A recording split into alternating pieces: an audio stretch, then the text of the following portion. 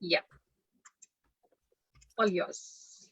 Lovely. Hello, everybody. A very warm welcome to Inspiring Indian Women's platform here today. We have a very special guest for you tonight. And just before we go say a hello to our special guest, just for a reminder, IIW, Inspiring Indian Women, is holding a year-long celebration to celebrate womanhood. That is what they stand for. They promote art, talent, skills, business, networking opportunities, supporting ideas, helping realizing dreams, acknowledging inspiring women, and much more. So, big thank you personally to Rashmi Mishra here, who is the leading force behind IIW. And Rashmi, would you like to say just a few words before we go on to our wonderful guest? I think you should just go ahead. It's all about Ekta Bajaj today and her book, The Voice of Kali. We're eager to hear. Go on, Ritu. Okay, thank you. So today we have Ekta Bajaj with us, who is, as a matter of introduction, just a few things. And believe me, this is not the whole introduction for Ekta. She's got way more, much more to herself. So she's the author of a very popular book these days, The Voice of Kali. She's co-founder of Author in Me, Story Lab Publishing. She's an empowerment speaker and a learner of Vedanta and ancient philosophies. She's a blog writer, she's a podcaster, she's a painter illustrator, she's a business networker, she's an amazing friend, I hear. And as I said before, this is not just the complete introduction to Ekta Bajaj, and she totally believes that women are bestowed with the power of nature and are a manifestation of an Kali. Hello, Ekta. Very warm welcome here to you, to Inspiring Indian Women. Thank you, Ritu. Thank you for this lovely introduction, and thank you to Rashmi and IIW for this platform. I'm truly grateful to you all. And thank you, Ritu. What can I say? This is beautiful, actually. I mean, just reading your, your introductions, giving me goosebumps. It's absolutely beautiful what it says on the paper. What I want to know, Ekta, after this very superficial introduction, I shall say, because I do know you a little bit personally as well, I'd like you to tell everyone, who is Ekta? Interesting. Who is Ekta? I want to believe that I'm a spiritual seeker. And as I seek spiritually, what I've sought about myself is that I've found that my seed of growth from where I grow is empowerment. So everything that I do is about empowerment, be it empowering women through the book, be it writing empowering blog, be it empowering people to publish their books. And in just one word, this is what I am. I'm a spiritual seeker, and I just would like to believe that I am the voice of Kali. That is beautiful. I totally believe that you are. I totally agree that you are. That is wonderful. And when you say empowerment, Ekta, what is it that you mean by just that, empowerment? What does empowerment mean to you? To be frank, I don't think so that women need to be empowered. Empowerment is something when you realize that you have the power to create the change, the transformation that you are looking for, to create that life that you want in your, that you have in your mind, to manifest that. And I don't think that women need empowerment, because we are naturally empowered beings. I mean, if you look at a mother whose child is being attacked, she doesn't need any lessons in empowerment to just go and grab that attacker and become Kali herself. But we forget. We forget because we are dealing with so many things, and because we are so inclusive of every energy that we are surrounded by, that we forget that we hold the power to be the best. We are the best already, and we hold the power to create the best for ourselves. So empowerment for me is nothing but a reminder. It is that understanding and establishing ourselves in that thought that I am the best. I hold that power within me. I am nothing but Kali, I'm the warrior woman. I can create things, I nurture, I heal. And also, I have the ability to let go of things that are not working for me. So I believe women are emotionally very resilient, and that is their power, and that is empowerment. I totally love the answer how you've rounded it all up. And yes, I totally agree, Ekta. Women are naturally empowered. It's that we forget. We are conditioned in a way, the circumstances we are brought up in, or the notions and the agendas, that the bigger agendas of the world, etc., etc. And then we start to believe that we are not the power ourselves, which inherently women are, as you put it very rightly. And we are and also sometimes we are in complete denial that we even have that ability to create that transformation.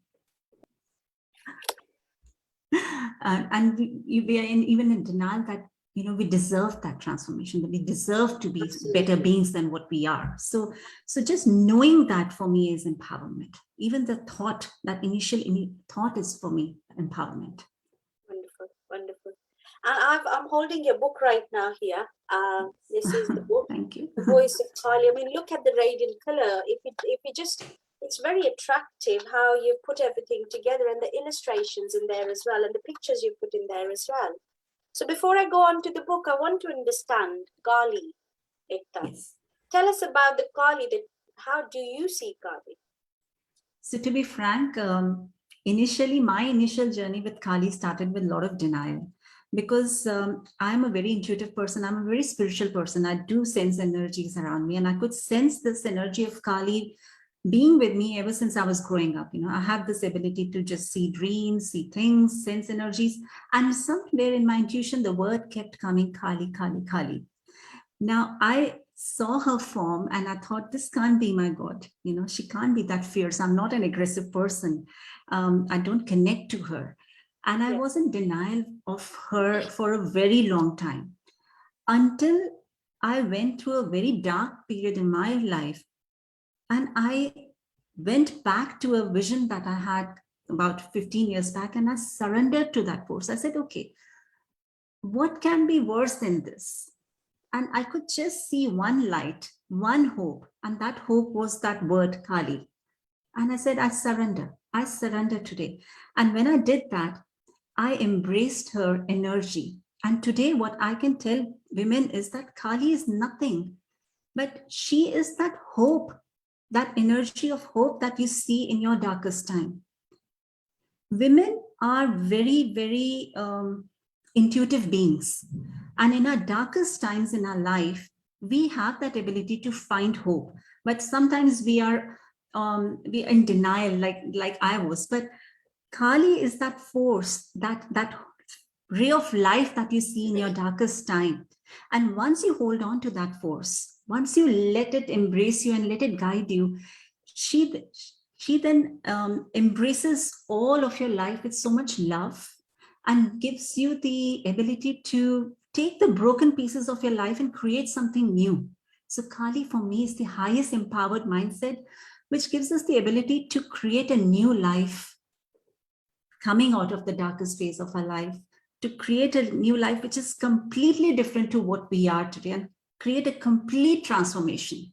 So that force that awakens in your darkest time is Kali. Beautiful. How wonderfully no wonder you're an author. You're the author in me, founder. So what to say? You put in such beautiful words. And I believe that, beautiful depiction of what you said about Kali being, the whole spectrum, basically. She's the nurturer, she's the destroyer, but she's not the destroyer of something that can be nurtured or that is beautiful. She's the destroyer of the bad and the ugly, but she's the nurturer of the good and the beautiful. And she's the creator. And she's got a mother's heart. And as forceful and as powerful she is, she's absolutely loving in her heart. That's how I understand. So she's someone who will, when you invoke the force of Kali, you have to be ready to go through those memories which you don't want to go through, which you have kept shoved under the carpet. Sometimes we don't want to think of an event and we just put it in our subconscious mind because we just don't want to go through that pain. But the force of Kali will very lovingly take you through that pain again so that it's healed. Because I totally believe that every event in our life comes for healing. And until we learn the lessons that are meant for us in that, through that event, or understand or completely heal that event from the root, we will keep facing similar situations. We will keep meeting similar people. You know, if someone has gone through a certain trauma in their marriage, until they learn to face that kind of person and speak for themselves, speak the truth about themselves, they will keep facing that. So Kali is the force that will allow you to express your truth with love and also with certain power. She will give you that confidence. And that's why she is the loving mother who is a little strict, but also very, very, very nurturing. And she will eradicate your problems from the root. So there is no way that you will have to go through that trauma again. And why Kali though? Why Kali? Why do you choose to name the force that you can connect with as Kali? Why would you want to call it Kali? For that, we have to understand her form. And if you look at the form, Kali wears a garland of skulls. And she has, her one hand is of a Abhay Mudra, which is fearlessness. And one hand is of, she's granting boon. So Kali is the only force, the only, let's say I could call it the energy that taps into our feminine dimension, that gives us the ability to go through that darkness without anger. She gives us the ability to go through the darkness with love. And the skulls that she's wearing on herself are representing that fact that she has the power to overcome the karmic bonds. And those can only be overcome when you learn the lesson that's meant for you. So you've used quite a few very heavy words in the section of talk that we've had. You've talked about surrender, you talked about intuition, you talked about healing, and now you're talking about that you're meant to learn through with the person who is with you, or you've taught that lesson, that bond remains. So Kali will help you understand the lesson with every relationship in your life. So there is more love, and you understand that not everyone in your life is not there to hurt you. Everyone is there to heal you. Every hurt will also look like healing to you. That's beautiful how you put it. It's not as easy, to be honest, but it's possible. It's possible. That's what you're saying. It's possible. It's possible. Not. Ekta's not definitely not saying that it's easy. When you wake up, I think that's when the pain actually intensifies. When you wake up to healing, when you know that it's time to change, that is when the pain actually intensifies, and you have to learn to go through that pain. You know, in a very formative manner, where you're shedding your old skin and you're ready to grow a new one. And you change at a cellular level, basically. And that is, you know, the healing, the actual healing you're talking about, that's what it is. I want you to tell us a little bit more about surrender, because it's, you know, the word surrender has kind of a negative connotation to itself. I was actually in a ladies' meeting once, and somebody asked a question about submission, i.e. surrender. And some of us said it was like when you treat it like a footmat, or when people don't care about you, you're okay with it, you let people do that. So to them, surrender or submission meant that. I want to ask you, what is the surrender you're talking about? When we are talking about surrender in worldly plane, when I say I surrender to you, Ritu, it's not taken in a right sense, and it should not be taken in a right sense, because one person cannot surrender to the other person. That's defeat. That's not the right thing. That's submission, not even surrender. But when we surrender to the universal energy, for me it is Kali, when we surrender to that energy, that's empowerment. That doesn't disempower you, it empowers you. When you surrender to a human being, it disempowers you. That's the basic difference. And those who are confused about this word surrender are probably thinking of surrender in terms of surrendering to a person or submitting to a person. Whereas surrender totally means when you surrender to the fact that to the fact that everything that's happening in your life has been predestined. And unless you take your ego out of the equation, you will not be able to understand the lesson. Again, I'm coming back to the lesson that's meant for you. So when you surrender to the universe, you just sit back and let your life go through whatever it's going through with a lot of love, and somehow it empowers you to make the right choices. Because I believe that at every point we are given lots of choices. We always Of have course, choice. We always have a choice. yes, Okay, there is a part of destiny that works with we are destined to go through certain paths, but the choices are given to us. And by surrendering, we are then tapping into a higher mindset. If I can just say that, we are using a higher powers mindset and making the right choices. So we're choosing the bigger power to take the lead. Yes, and we are just becoming the mediums. So there is no ego. When I surrender, there is no ekta. I just let this life go through whatever it has to go through with a lot of faith. And it's a very powerful tool. It's not easy. And I completely understand why some people can't surrender. It took me years to surrender. But when you do, it's empowering.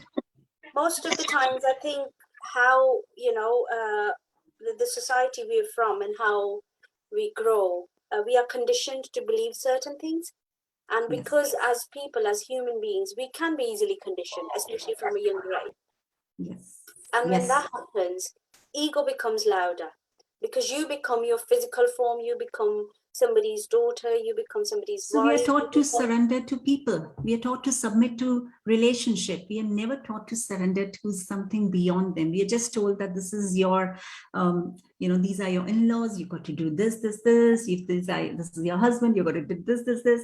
But the moment you realize, well, hey, hang on, there is a bigger one. There is a bigger power beyond them. I submit to them. I surrender to that. And then that guides you. And then you become powerful in many ways, with love, but not with rage. coming to the illustrator, Ekta.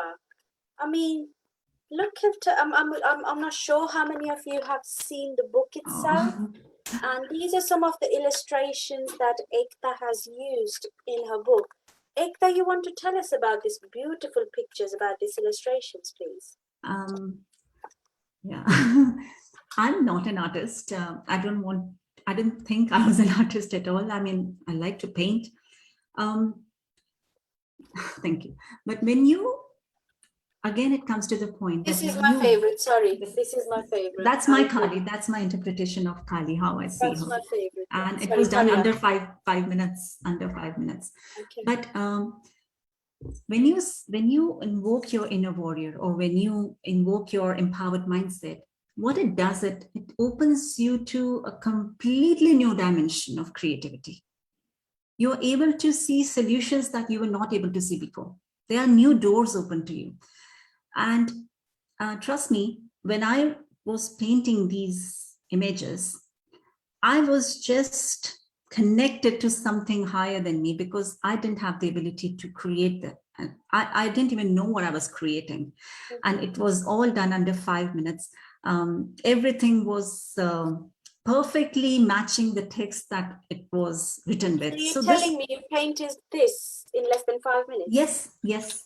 Wow. I did 9 paintings on one day, and these were just happening. So my hand was just moving, but because I was just connected to whatever was coming. So this book is not, I don't believe that this book is written by me. I think this book has been revealed to me, or come to me by the grace of universe or Kali. The moment I was ready for it. It took me 17 years to be prepared to be able to channelize that energy.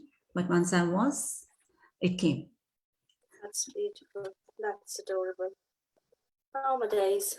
Okay, that's wonderful. Now, what I also realized from reading this book, Ekta, is that, okay, it talks about Kali, the goddess Kali, the energy Kali, And some people obviously would relate that directly to Hinduism, which is fine because Goddess Kali is one of the most powerful, considered one of the most powerful goddess. I totally believe she is. But how you've written this book, or how this book has been revealed to you, let's say, it does not come across as, you know, with a religious tint at all. It Yes. is totally just talking about the energy and how that can lead you into something bigger and better. Yes, because that's how I see Kali as. I see her as an energy. So if I'm, let's say, even if it's a small decision in a day that I have to take, I just have to just connect to that energy.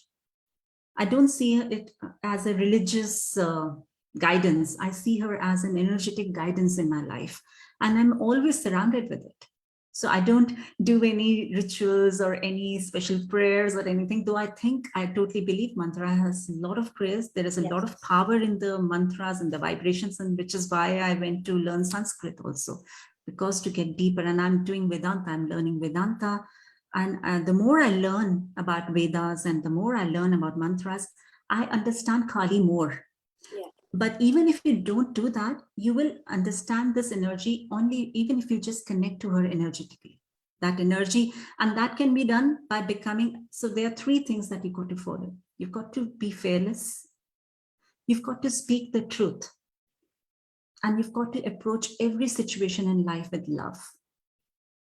If you just follow these three things in your life, in your everyday life, in your everyday small to big decision, you have invoked your inner Kali, and gradually you will see those changes and transformation coming within you. I was going to ask you, because you've said a couple of times just before as well when we spoke, and just now as well after we started here, that, you know, to be able to understand the book and understand Kali, somebody, if they're looking to tap into this energy, they have to be ready. Yes.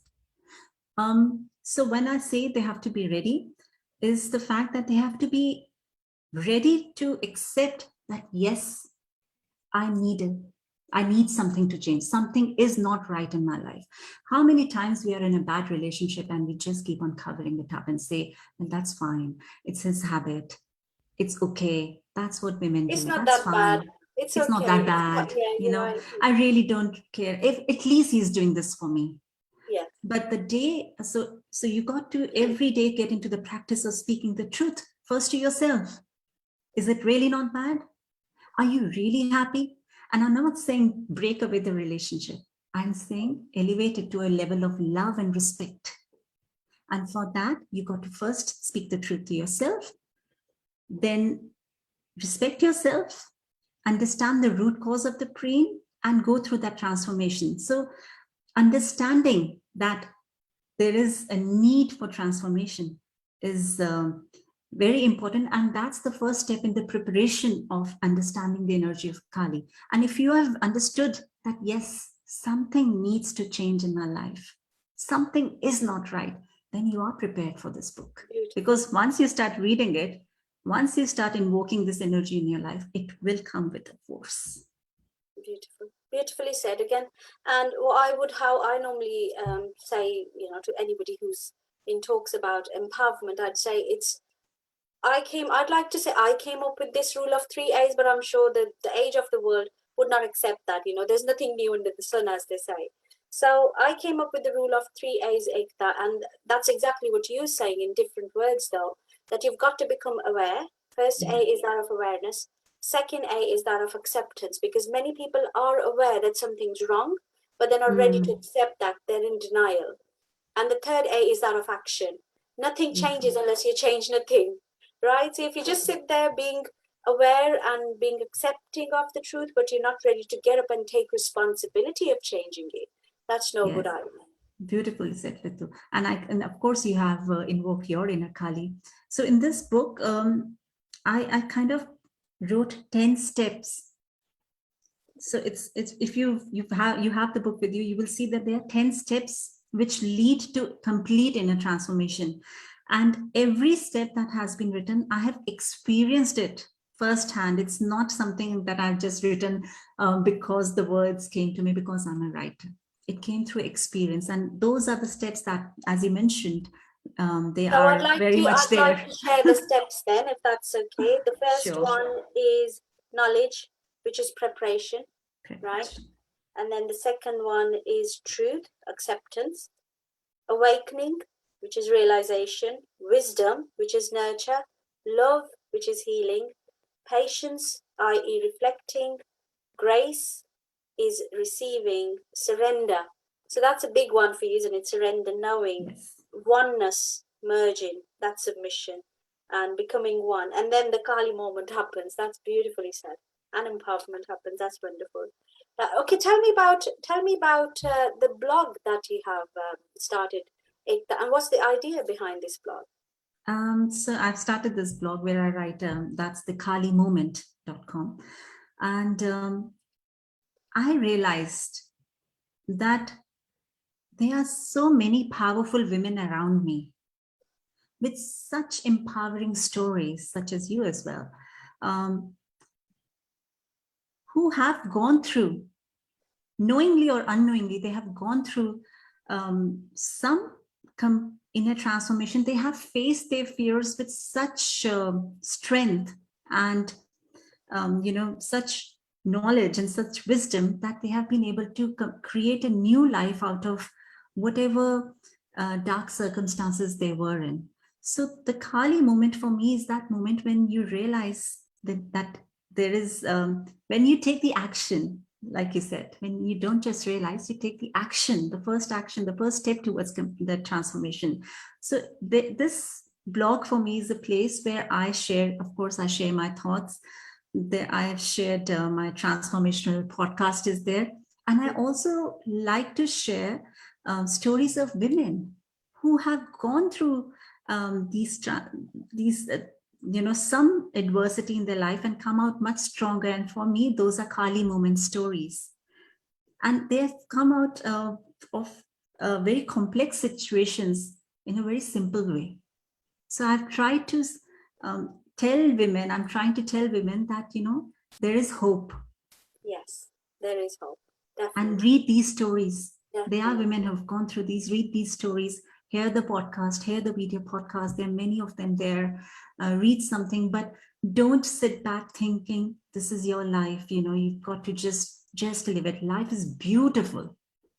Embrace every day, every moment of it, and live it the way you are meant to live it. Live the way it's a gift for you. Live it like a gift, not like a pain. So is there a way to find your Kali moment? If somebody's not sure how to tap into that, is there something they could do? Yes, to of course initiate that moment? So I have associated the Kali moment, as you may have read in my book, through a door. I've metaphorically represented it as a door, that there is this inner voice that's always nudging you in your life.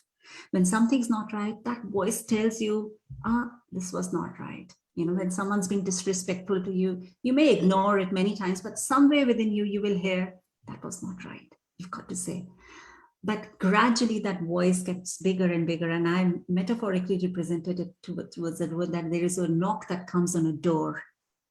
And the more it becomes bigger, the more uneasy you are. So the way to recognize that you are approaching the Kali moment in your life is to recognize the uneasiness in your life. Yeah. If you are feeling uneasy about a situation or a person or circumstances, then you are very close to that Kali moment, and you just need a little bit more of courage and a lot of surrender to take that action towards taking that first step towards transformation, towards something that's more respectful towards you, and living a life full of grace and respect and love.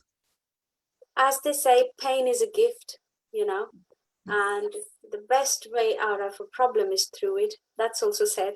I've always loved this quote, and these quotes they're so impregnated with thought that some of them just sit with you and they stay with you forever. And Yes. I think this one is particularly powerful. That tells you that the only solution that you'd ever get out of your problem is through the problem itself. So as you say, there is something, there's a nudge, there's a knock on the door. You can keep ignoring that. And you've said it in your initial talk as well, that, when there's a lesson to be learned. Yes. And when we try and ignore that lesson or deny the fact that, something is there and I need to accept it and change it or do something about it, it keeps coming back in one form or the other. Yes. So And is it why is it that you particularly talk about women though? Kali is not exclusive to women. No, definitely not. And I'm sorry if I'm making it sound that it's only for women. Kali is that energy that taps into your feminine dimension. Now, why that is there is because when transformation happens in your life, when you start recognizing that, yes, something's not right, and you've accepted it, something's not right. Now, the first thing that comes to you, the first emotion that comes to you is anger, because you've recognized the fact that you were not treated rightly. You've recognized the fact that someone has done wrong to you. So that anger comes because those words start running like a reel in your mind of some event that has stayed there. And because transformation brings with a lot of rage, which is a very masculine trait. Rage, aggression is a very masculine trait. Kali taps into your feminine dimension, which is love, nurturing, healing, wisdom. And she will give you a very loving reason to kind of nullify the rage, so that that rage can be turned into something more beautiful. That challenges can be turned into opportunities. Hurt can be turned into healing. So Kali is not just for women. It's to tap into your feminine dimension. Even for men who are reading this, and if the need is to become more softer, maybe that's what Kali is asking them to become a little more nurturing, or a little more soft within themselves. And I think you're a great example of what you're saying yourself, Ekta, because you've come through a journey, you've turned it around, you live in a life full of, compassion and love and surrender, which is wonderful. You're on your journey to helping others as well as, through writing, becoming author, sharing their stories, which I personally believe is such a powerful medium. Because how can we change the narrative? Unless we start to talk truth in our stories, we will not be able to change the narrative. Unless we stop telling our little girls that life is all about waiting for a prince, Prince Charming, and they're not going to become truly empowered. Unless we change the narrative, women, unfortunately, and I talk about women because I do particularly talk about women, that's what I am about. And women particularly will always be manipulated, and they'd be the weaker sex as they are called. Unfortunately, yes. I totally believe the power that a woman has is, calling them the weaker sex is such an injustice to them, really. And how you talked about feminism just now, the feminine energy. I would like you to throw some more light on how do men, and why would men need to tap into their feminine energy at all? You're putting men off by saying that. No.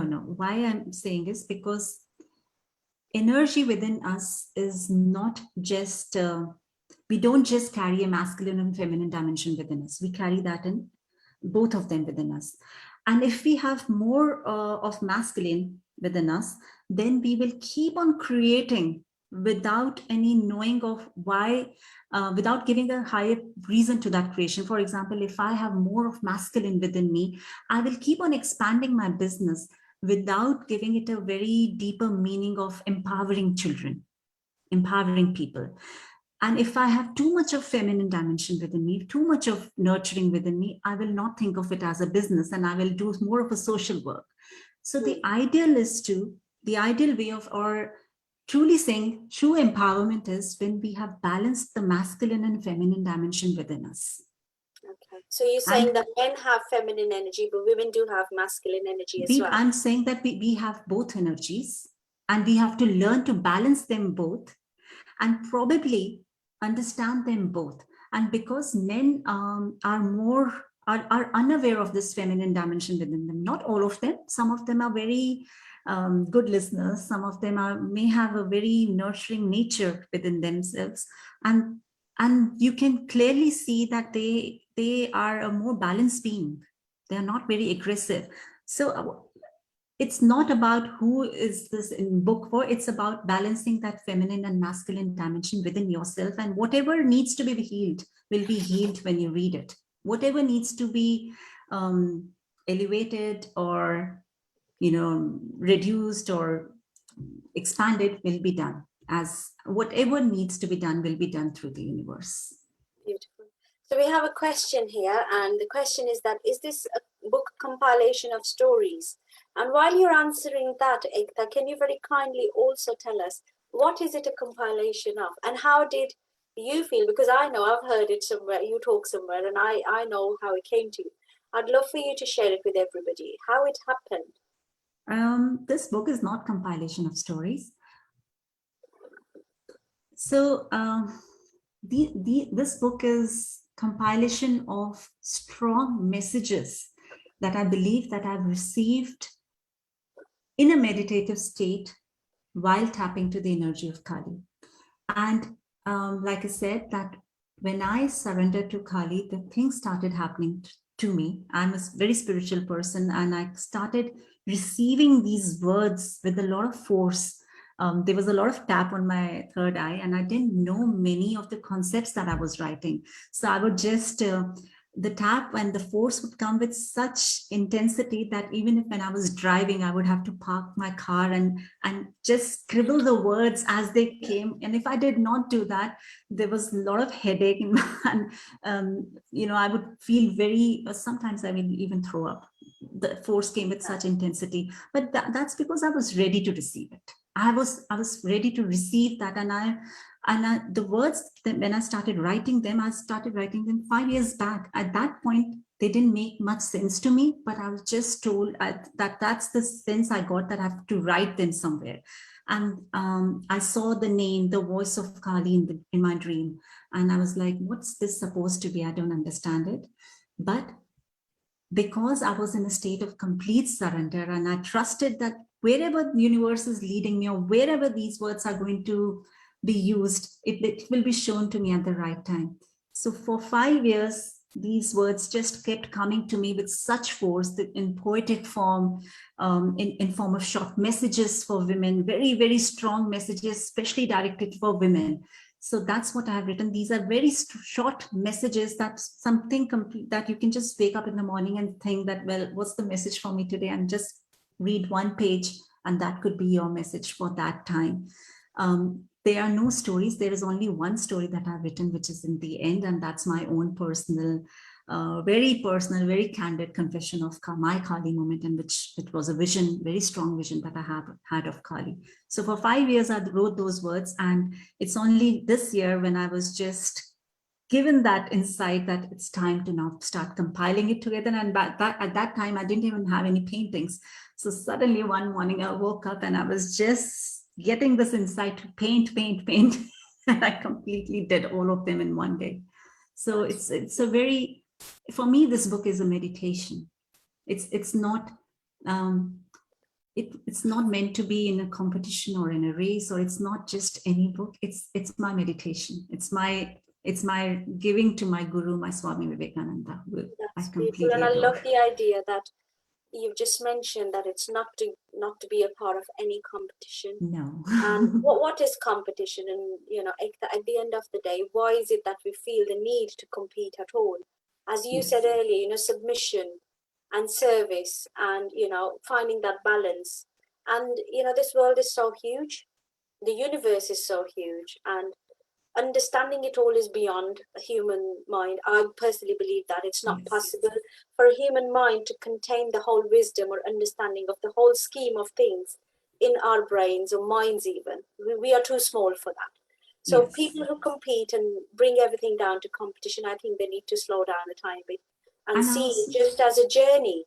We need to coexist in love and harmony. That's how, and I think why human race, that's what they're supposed to do. Absolutely. And I completely believe that whoever is meant to connect to this book, whoever has the right time, if it's the time for them to create that transformation in their life, they will connect to that book. And for that person, this book will be available. And for those who are not ready yet, maybe May they God not bless them. connected. No. It is, I have a lot of respect for everyone's Of spiritual course. journey. No, I mean it genuinely. May God bless Yes. them into, in their journey, wherever they are. Yes, May they be and uplifted and if move not now, forward. maybe they are way wiser and they don't need any force of Kali. But whoever is ready will feel that nudge or something within them saying, yeah, probably I need to. Like anything else, Ekta, like anything else. Yes. And, when we're ready to receive, as they say, Rumi said, when the student is ready, the teacher will appear. How Absolutely. poignant is that? And that's exactly what you're saying, that anybody who needs to benefit from this book or is ready to benefit from this book will receive it. Because you have to remember, it's the voice of Kali. It's not my voice. I've just compiled it. If wherever Kali needs to go, wherever which life she needs to touch with love and create that transformation, give some healing, that force will go there. Wonderful. Yes. And you've mentioned your dreams a couple of times during this chat. Do you want to? So how did you interpret them? If you had like very elaborate, very clear, candid dreams, how did you have to? So I'm very grateful to universe, to God, to Kali, that I've been very guided throughout my. Now I see this. At that time, I didn't see this as guidance. I just saw them as dreams, and I would just wake up, this is what I saw in my dream, and blah, blah, blah. But now I see it, how beautifully I had been guided at every step. So the moment I surrendered, and everything started when I surrendered, when I accepted, and I said, yes. I want to highlight that. I want to highlight that in red, in green, in yellow. Everything started to happen when I surrendered. Surrendered, yes. Please carry on. Yes. The moment I surrendered, it was almost like the world became my teacher. I was just looking at everything like a lesson. And it completely changed my perspective about everyone. Even the nastiest people around me became my teachers. And I would look at them with such love. And that's when the time came when I also started connecting to, which I believe were masters of parallel world or teachers. Swami Vivekananda came in my dreams many times. And the gentle ways in which I was guided. So he came with a book on Vedanta, and I was just guided to read Vedanta, which was my journey. And then I read about him. I read about his guru. I read about Ramakrishna's relationship with Kali and how he was a devotee of Kali. I understood Kali. So I was, it was almost like a complete new dimension was opened for me, and only because I was ready for it. I didn't question it. So I was very given very clear dreams of people I would have meet in my life in future, very clear dreams of places I had to go. I was shown the Vedanta Center and Ponent. I was shown that in my dream. And I had no clue that there was a Vedanta Is there a way Center. you'd say to sharpen the intuition? Because we're all intuitive beings if we allow ourselves to be. Yes. I understand. So is there a way to polish ourselves at that end? Yes. So intuition for me is nothing but being more flexible. It's being less stubborn. When you're more flexible, so when I was more flexible, I was less stubborn of that this is my knowing and only this can be true. I was then probably that's where we all start. Yeah, that's how we all start. That's when I was not tapping into my intuition. But because I'm always very intuitive, I've always been very intuitive. The moment I said no, there can be something more that I don't understand.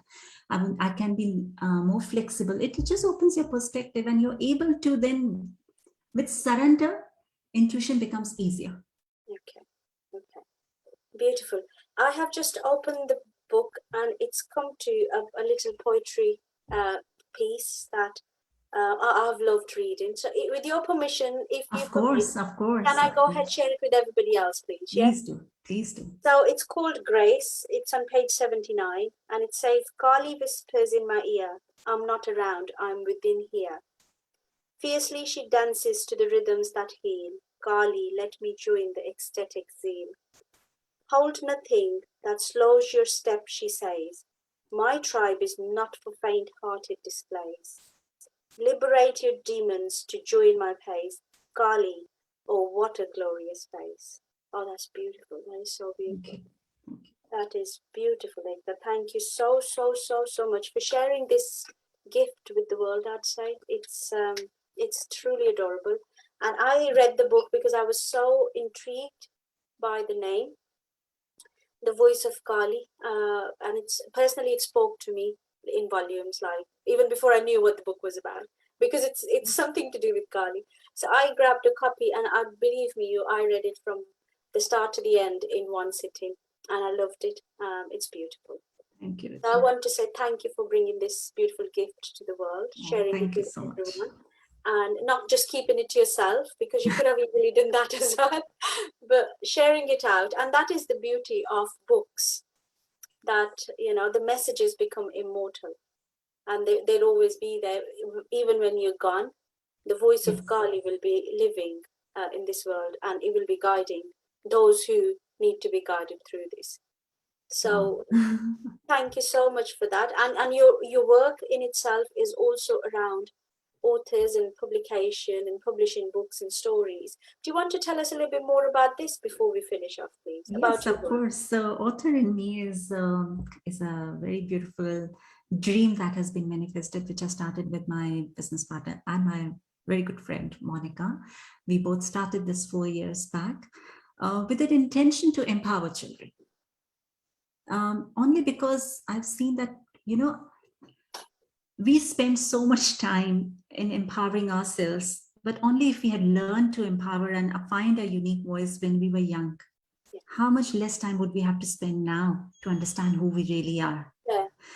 So I really believe, and this is what Monica believes, we both have this very common belief that the more we empower and encourage children to find their own unique voice and express it, the more we are telling them that you've got to be really proud of yourself, the more we are raising their confidence. And what's more better way of expressing it than stories? So we started by starting these creative writing mentoring classes for children, where we inspire them to write stories in a complete new way. They were given complete freedom to understand themselves. There was I believe it was a lot of healing process also, because children were able to understand characters as who they were, their own strength. And then we empowered them by turning those stories written into picture books. So there's a thought that came in the child's mind. They worked on the thought, wrote a story, and then there's a tangible product. There's a book that they're holding in their hands. And we've seen that it's not just a publishing process. It's a transformative process for children. It's a very, very empowering process of raising their self-confidence and well-being and mental well-being and mindfulness, all of that. So I'm very grateful that we've been able to give more than 600 children, turn their stories into picture books. We've launched Literary Festival for Children last year, and the next one coming up is in November. And it's expanded in the ways that we really wanted it to. That's wonderful. And it's very nurturing in its nature as well. Very motherly, I'd say. You're shaping lives, really. Starting at, even when adults, when they've been through journeys or they are on a journey to heal, writing stories, and I don't mean writing in a therapeutic manner. Of course it is therapeutic. I'm not saying it isn't. But when you have like a whole product in front of you, it's next level thing. Yes. It's like, this is manifestation of what I stand for. And we have to remember there's a lot less scope of, now unfortunately diverse voices don't get a lot of space to come out in publishing world. And in a way we are also giving diversity a chance, children a chance to share their lives, their culture, their thoughts, and be proud about it. Yes. And it's beautiful. It's beautiful, the process, to see them, and because and especially when they come and share their stories, like Trisha did a couple of days back, I think, and it's just beautiful to see them very excited about writing. So we are not just telling them that giving them a book, we're just also instilling the right values of reading and writing, especially in an age when every child is into gadgets. So here they are, now away from gadgets and completely opening their imagination. And the confidence that my story is important enough to be in a book. Yes. And that obviously raises their confidence as well. This is so wonderful, Ekta. The whole lot. I mean, it's beautiful what you're doing. You are beautiful. Your work You is too. beautiful. It's adorable. What you've written is beautiful, and thanks to Goddess Kali or Energy Kali or whatever you want to call it, that she has manifested this book through you. Because I totally believe that. I totally believe you did say it's not gender specific. You did say it's not just for women, it's for men, it's for anybody who would want it, need it. But I personally feel that this is going to speak to many women at I a think so very too. personal and yeah, very closely as well. And it spoke to me very closely as well. And I believe that whatever you've written kind of depicts what women are about. That's feminine energy, if you like, and it's absolutely beautiful. So thank you so much for doing what you're doing. Thank you, Ritu. You've Continue been to too be kind. as beautiful, as adorable, and as empowering as you are. And I just pray that you grow from bounds and leaps organically and authentically as you're doing now, and continue to change lives, those of equally for adults and for children. But thank you, and thank you so much to Inspiring Indian Women Thank you for so creating much. this platform Truly where grateful. you Truly bring grateful. wonderful people like you forward, so that people can get to hear you, see you, know you. And I am personally very pleased with myself that I said yes to this opportunity of being in this virtual room with you guys. I mean, it's nearly an hour we've been talking, but it seems like 2 minutes or something. And thank you so much, Ekta. Thank you so much for coming along today. And I will Thank you. hand it back to Rashmi. Thank you so much, Ritu. It's been a pleasure speaking to you, Yeah, as and always. yeah, what a spiritual journey, actually. Kali for me means anger against or anguished against something, and maybe wanting to make the world right. That's what when you see the image of Kali, like it's the angry face, isn't it? But yes, sometimes you have to be Kali, manifest yourself. And yeah, I learned a lot in this session. I was completely uh, engrossed in each word what you were talking. It was so spiritual. It was a different side of the novel. I felt that there's an urge in me to read it, to grab a copy, to understand what are your expressions through Kali. Thank you so much, Ritu, and for joining us. We just decided today, and you were there, as always, supporting women. And Ritu, for everyone, I want to say that she is the founder of Kaushalya UK. She's based in Birmingham, and there's a whole lot of events happening by Kaushalya UK, trying to empower. Oh no, I shouldn't use the word empower. Trying to energize women, and yes, tomorrow there's a physical party. What are you having? Dole, what's happening tomorrow, Ritu? If you can Tomorrow just we say. are having an in-person get-together, social gathering for the first time since February. 1st of February was last year. And we bring women together, and we eat, and we join each other, and we talk, and we dance. And there are lots of performances, Bhangra, Bollywood, belly dancing. Wow. We've got a DJ, we've got a dhol player. I'm so looking forward to it. Yeah. It's going to be wonderful. I'm Beautiful. dying to be there.